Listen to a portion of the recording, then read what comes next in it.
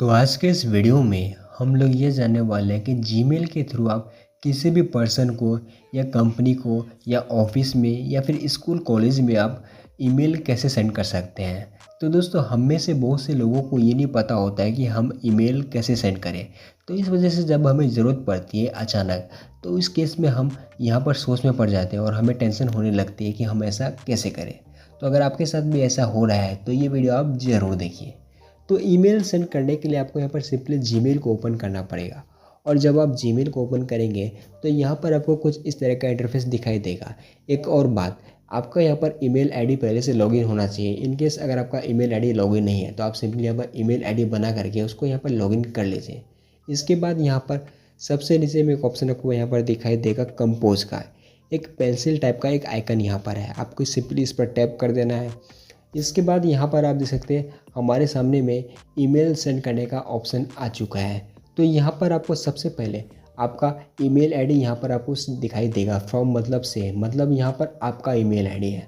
आप चाहे तो इस ईमेल आईडी को चेंज भी कर सकते हैं। इनकेस अगर आप चाहते हैं कि आप किसी दूसरे ईमेल आईडी से आप ईमेल सेंड करें तो उस केस में आप यहाँ पर ड्रॉप डाउन वाले ऑप्शन पर टैप कीजिए। और अगर आपके पास 2 या 4 ईमेल आईडी है तो सारी ईमेल आईडी यहाँ पर आपको दिखाई देगा। आप सिंपली उस ईमेल आईडी पर टैप कर दीजिए जिससे भी आपको ईमेल सेंड करना है। और ईमेल सेलेक्ट करने के बाद नीचे में एक ऑप्शन है टू का, यानी कि आप किसको ईमेल सेंड करना चाहते हैं ये भी आपको बताना पड़ेगा, यानी कि आप ईमेल कहाँ भेज रहे हैं।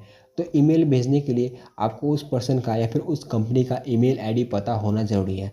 तो उस सामने वाले पर्सन ने अपना ईमेल आईडी तो आपको बताया ही होगा।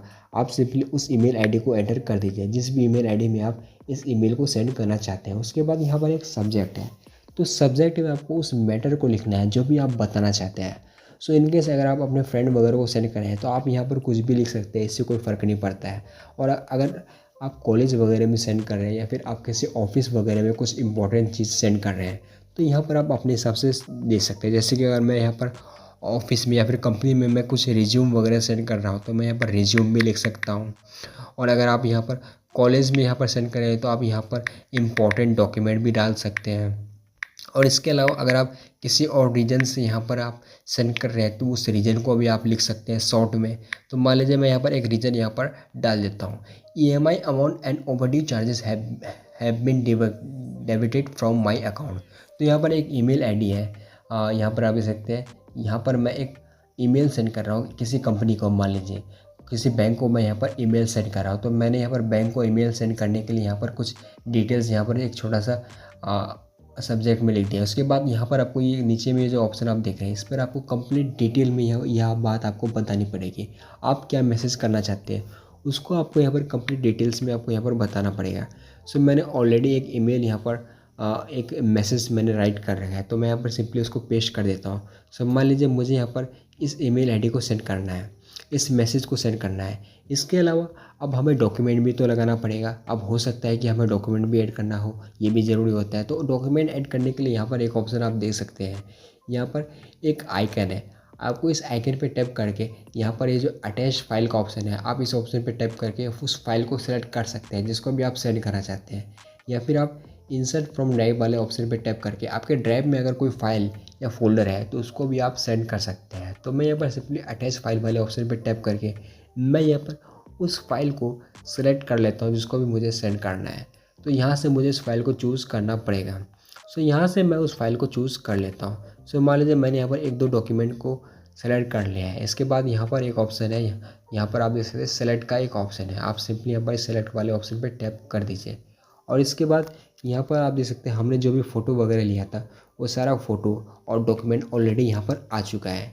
इसके बाद अब आपको यहाँ पर करना ही है कि ईमेल वगैरह तो हमने लिख लिया है, इसके बाद सब्जेक्ट भी हमने ऐड कर दिया है, इसके बाद हमारा ईमेल आईडी भी यहाँ पर है। और इसके बाद हमको जिसको भी ईमेल सेंड करना है उस ईमेल को भी हमने यहाँ पर ऐड कर दिया है, यानी कि यहाँ पर सारी चीज़ें परफेक्ट है और सब कुछ बिल्कुल ठीक है। इसके बाद आपको सिंपली यहाँ पर इस मैसेज, ये जो सेंड बॉक्स का ऑप्शन आप देख रहे हैं, आपको सिंपली यहाँ पर इस सेंड बॉक्स वाले ऑप्शन पर टैप कर देना है। और जैसे ही आप इस सेंड बॉक्स वाले ऑप्शन पर टैप करते हैं ये मैसेज आपका उस पर्सन को सेंड हो जाएगा जिसका भी ईमेल आईडी आपने यहाँ पर ऐड किया था। और अगर आपको यहाँ पर मैसेज को देखना है, आपने जो भी मैसेज सेंड किया है, तो उस मैसेज को देखने के लिए आपको यहाँ पर सिंपली इस ड्रॉप डाउन वाले ऑप्शन पर टैप करना है, जो 3 डॉट का एक आइकन है, आपको इस पर टैप करना है। इसके बाद नीचे में एक ऑप्शन आपको यहाँ पर देखने को मिलेगा सेंड का। आपको इस सेंड वाले ऑप्शन पे टैप कर देना है। सो यहाँ पर आप देख सकते हैं हमें यहाँ पर हमने अभी जस्ट जो ईमेल सेंड किया था वो ईमेल यहाँ पर हमें दिखाई दे रहा है।